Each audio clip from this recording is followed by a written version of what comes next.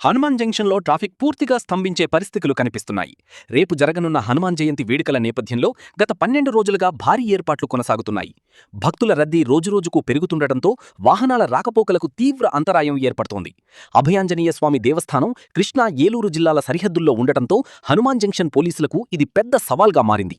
ముఖ్యంగా traffic police సిబ్బంది కొరత కారణంగా 4 వైపుల నుంచి వచ్చే వాహనాలను నియంత్రించడం కష్టంగా మారిందని స్థానికులు చెబుతున్నారు.